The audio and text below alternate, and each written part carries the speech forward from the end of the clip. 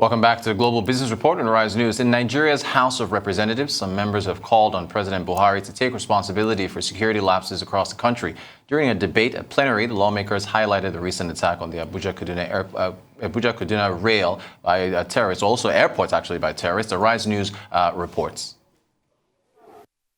Days after terrorists attacked the Kaduna-bound train, tempers are still high in Nigeria's House of Representatives.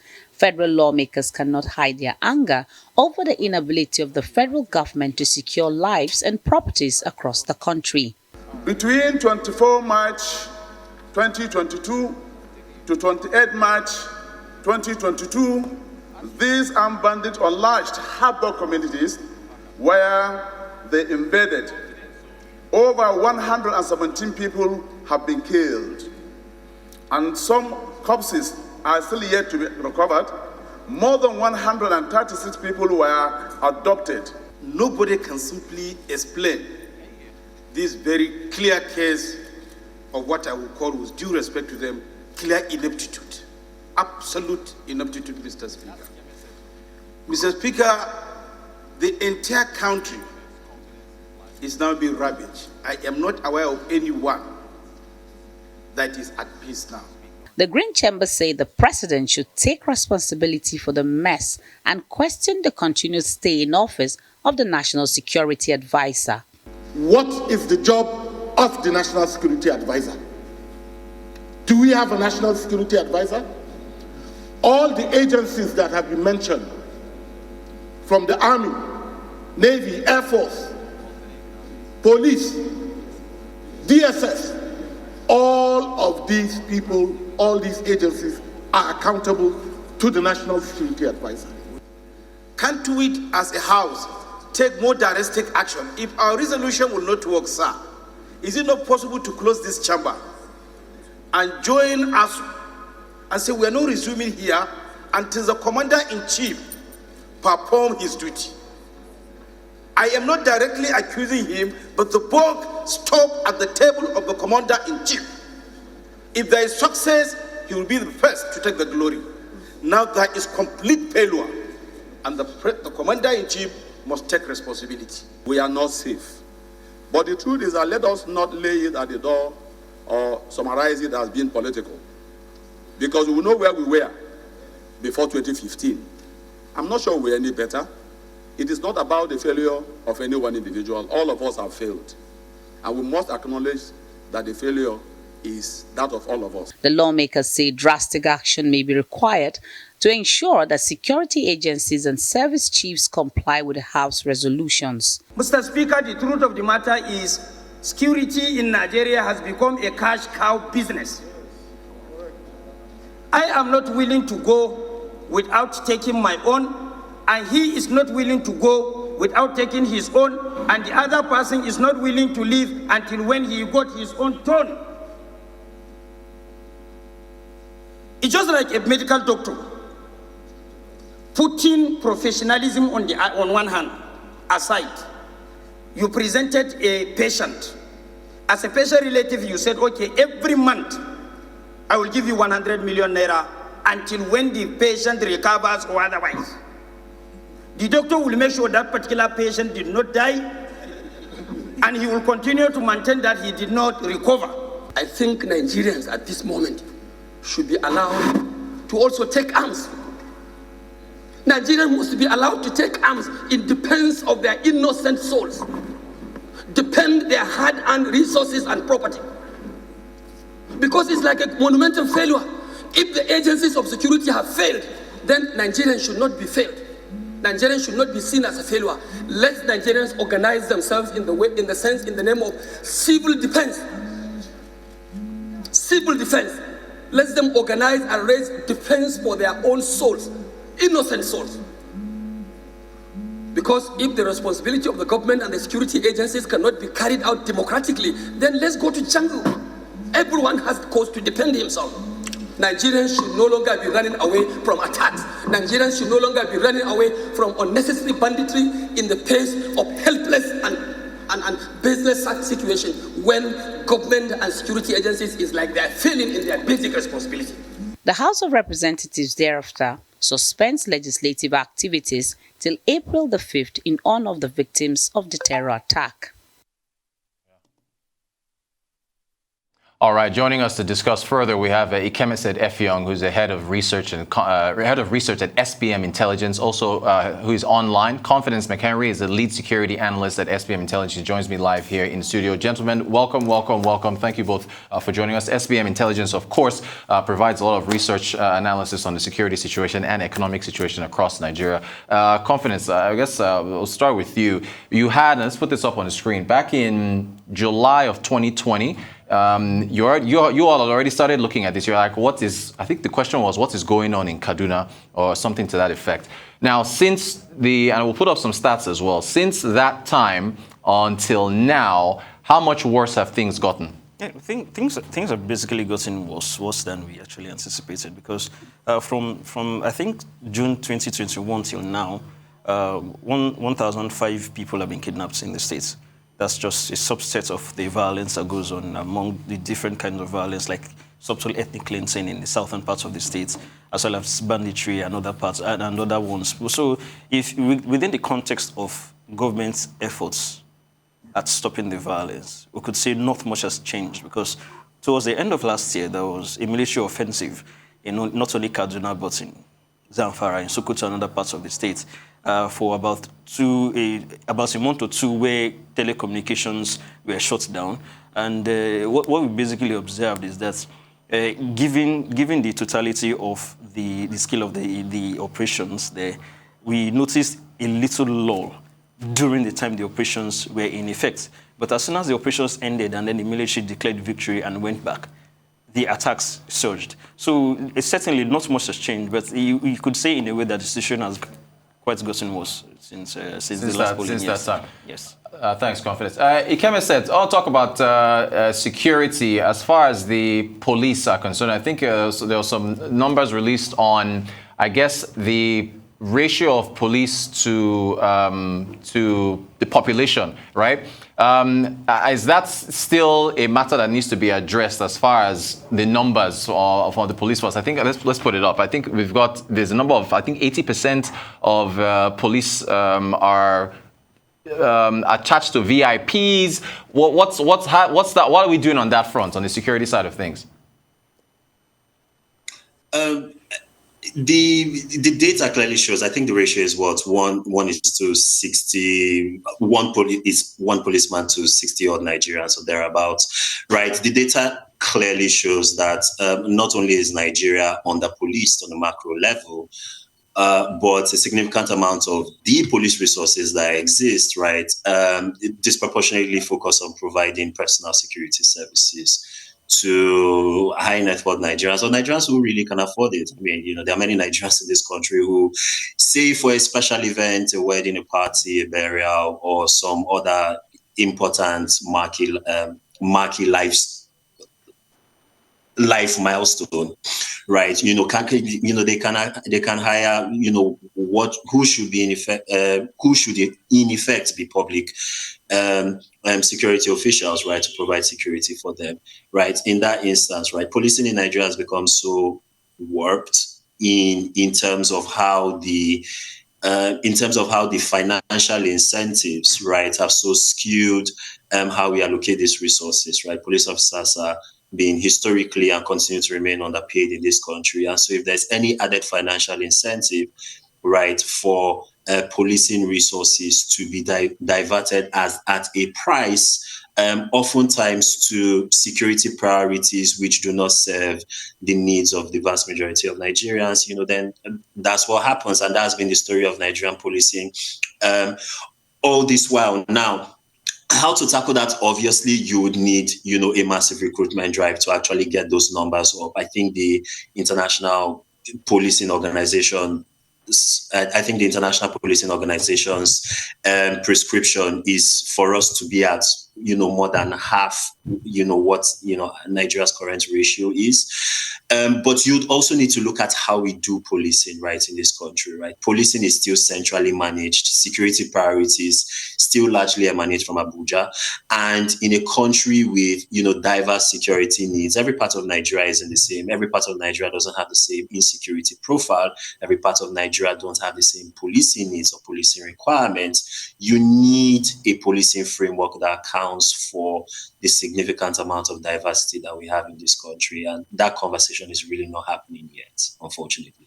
Thanks, Ikemesit. From the police to the military, confidence, let me come back to you. I think we've got figures on, as far as the military presence is concerned. In Kaduna, there is one.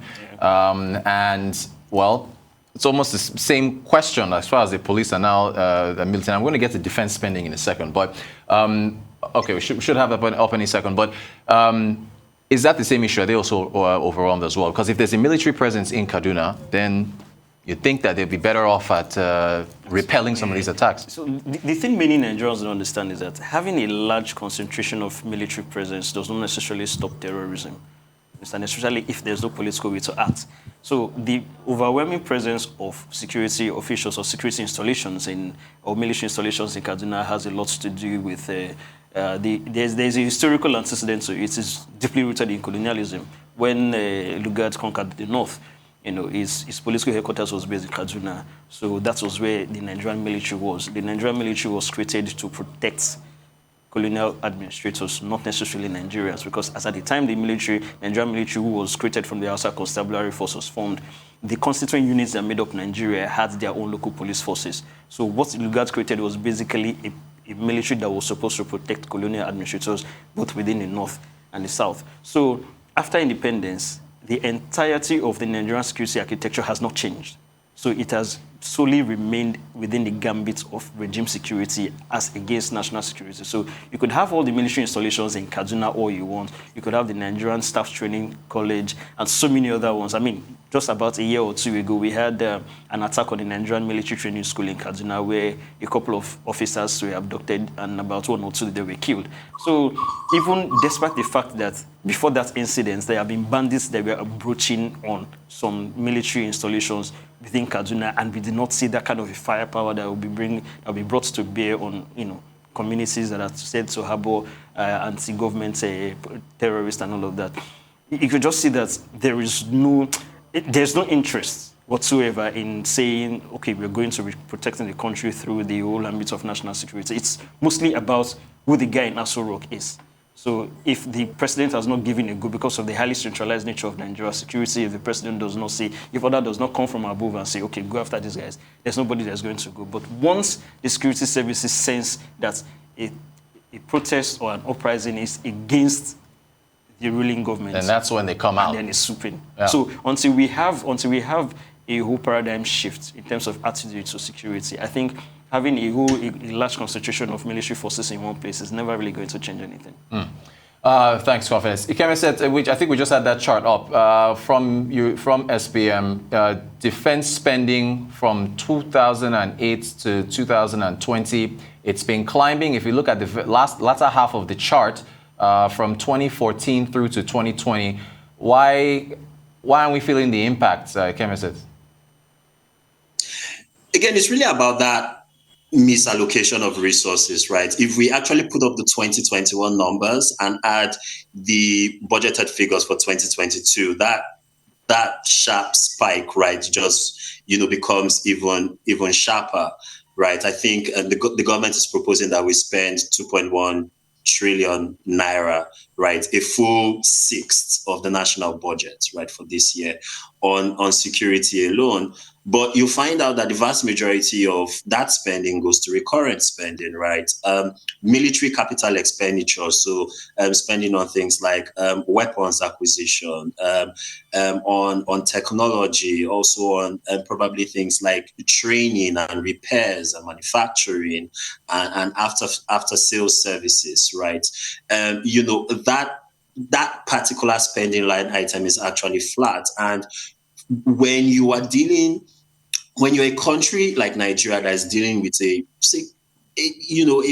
multiple kinetic security challenges in every geopolitical zone, in every part of this country, right?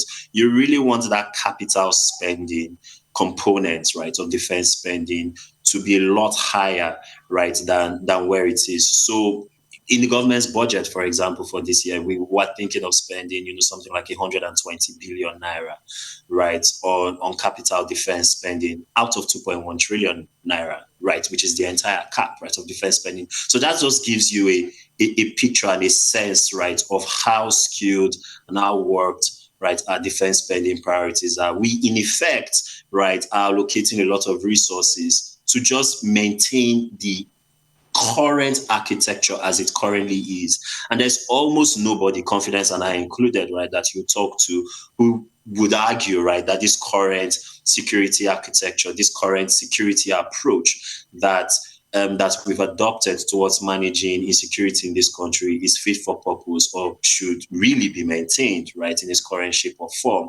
So therein lies, right, the fundamental challenge with defense spending. And that's why, even though year on year, since 2014, defense has continually swallowed up a huge amount, right, of budget priorities in this country, it appears as though the situation hasn't been changed. The final point I would want to make on that is, as defense spending continues to increase, that's money that's not being allocated to other services, things like health, things like education, things like social services, which again, a lot of the research and a lot of, the understanding, right, around how to sustainably, address insecurity shows it is a key component, right, of driving, better security outcomes, right? If anything, education and health spending has actually gone down year on year, at least since 2020, right? That I can remember off of the top of my head. And so when you marry those two general financial trend lines with respect to,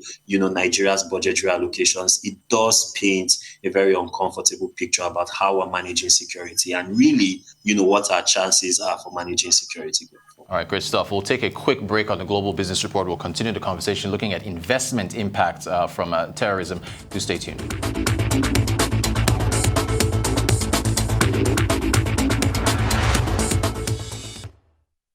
Welcome back to the Global Business Report on Arise News. So continue our conversation around the impact of insecurity in Nigeria, focusing a lot on Kaduna with the recent events there. Of course, we're still speaking with Ikemesit Effiong, Head of Research at SBM Intelligence, and Confidence Macharry, Lead Security Analyst at SBM. Ikemesit, let's pick up where we left off now. CAD Invest, investment impact. So CAD Invest in Kaduna, I think over the last 6 years, they've brought in about $2.6 billion in investment that's flowed in. It's an annual event that takes place there. I mean, with what we've been seeing, what's the impact with respect to investment environment, not just for Kaduna but for the rest of the country? Yeah, I was going to make it a national conversation, right? And I would say, first and foremost, right, the first thing to note with a lot of these announcements is that there's typically a lag between when investment announcements are made and when, actual physical economic investment on the ground, right, actually occurs. And Kaduna, to its credit, right, has tried to keep the conversation around economic development going in spite of the multiplicity of security challenges that it's faced. But Confidence rightly pointed out, right, the scale, the brazenness, the geographic spread and breadth, right, of these attacks, and just the sheer diversity of the challenges from, kidnapping to armed attacks to targeted killings and assassinations really does not create the perfect environment for any type of sustainable economic investment, right, to occur in a situation where, for example, part of Kaduna's selling point has been to leverage on its geographic proximity to Abuja, right, in order to attract, right, sort of first mover investments, people who are just coming in to invest in Nigeria, right,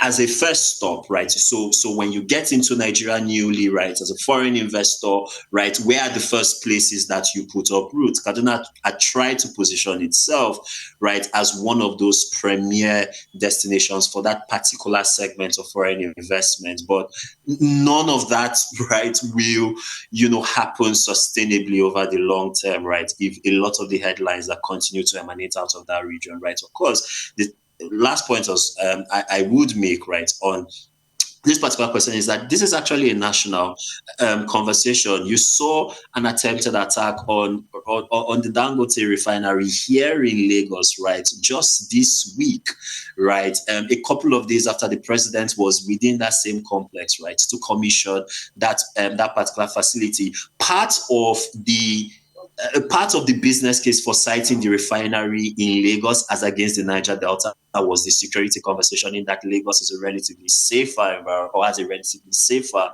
security environment than the Niger Delta. But when you have stories, right, like a potential breach of the complex, which, to be fair, was addressed, it was repelled, that particular security issue was contained in the end. But the fact that it can even occur, and we are already seeing, we have some evidence that some of the perpetrators may have been local to that particular community, it really raises, important questions as to which part of, the country, right, could constitute a safe, or does constitute a safe haven, right, for businesses to operate. If we have situations, and we have, headlines coming out of Kaduna, which is one of Nigeria's biggest subnational economies, as well as Lagos, which is Nigeria's biggest subnational economy, and the Niger Delta, which continues to be, the engine that powers, right, large segments of the economy, especially from a foreign exchange generation standpoint, then, for the average investor might be recalibrating and actually, in his or her head, trying to make the business case that there's really nowhere in Nigeria that is super conducive for them to plant roots. And that raises very, really uncomfortable questions, right, about how we're going to deal with the unemployment crisis, how we're going to deal with the productivity gap, right, that we continue to see manifest in all of the economic indicators that get consistently reported from this country. Okay, Ikemesit, can technology be deployed around the 6 geopolitical zones to address this? Governor El-Rufai has mentioned the use of drones in the past. How are you all at SBM reviewing the use of tech to address terrorism? Technology will certainly be a part of the solution, right? It's a part of the issue, and Governor El-Rufai herself confessed to this, right? Is that he's said, and he's consistently said this for the better part of 18 months now, more than a year, right? That in large segments of the intelligence apparatus in this country are aware of where these bandit hideouts are. You have a fair sense, right, of who a lot of these actors are, but there's been a patent unwillingness to actually contain them, right? And so, all of the technological, all of the hardware solutions, right, notwithstanding, right, and we are all aware of the fact that, military technology continues to grow in leaps and bounds in terms of, the sophistication, the targeting, as well as just the sheer breadth of, how we are able to deploy these hard assets on the ground.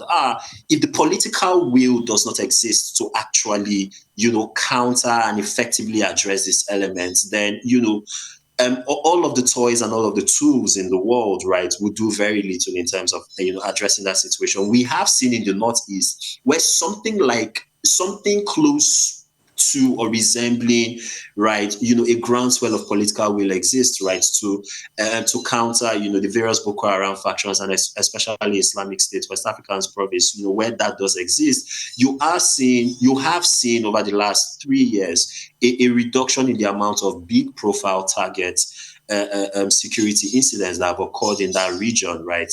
That has forced the terrorist groups on the ground to recalibrate their strategy and adopt new methods, right, of continuing to sow and cause chaos. Very little of that is happening in the Northwest and in Kaduna at the moment. And, the political architecture has to marshal around, the economic resources to acquire, these technological tools, and then back the boots on the ground, right, with the requisite political will to go out and fish out these groups and properly and effectively counter them. Thanks, Ikemesit. Confidence, I'll give you the last word. All this tech and spending, is unemployment the problem? Is that where? Absolutely. Yeah? If you fix unemployment, you fix at least 50% of the problem. According to the Director General of the National Board for Technical Education, we have 90 million unemployed youths in the country. And according to the Nigerian Bureau of Statistics, that's as of between December and March 2021, that's December 2018 and March 2021, unemployment rose to about 33.3%. Not to talk about underemployment. So you have a whole country of unemployed youths that if you put the entirety of Nigeria's unemployed population, you could be looking at a whole population of about up to a country. There should be fifths in Africa in terms of population and everything. So according to an unofficial report, the total amount of bandits in Zamfara alone is about 25,000. So the people who run banditry in the Northwest are not older people. Right. They're mostly young people. Right. So I do think that if you fix the unemployment problem, because it's mostly the economy. So when you create jobs, the more you get people to work and the more they have less time for crime. So if you fix the economy, you fix the unemployment issue, security, at least you fix 50% of the security issues. Confidence Macharry, lead security analyst at SBM Intelligence. Ikemesit Effiong, head of research at SBM Intelligence. Thank you so much, gentlemen, for joining us to talk about insecurity and the impact on the investment environment in Africa's largest economy. We appreciate your time. Thank you.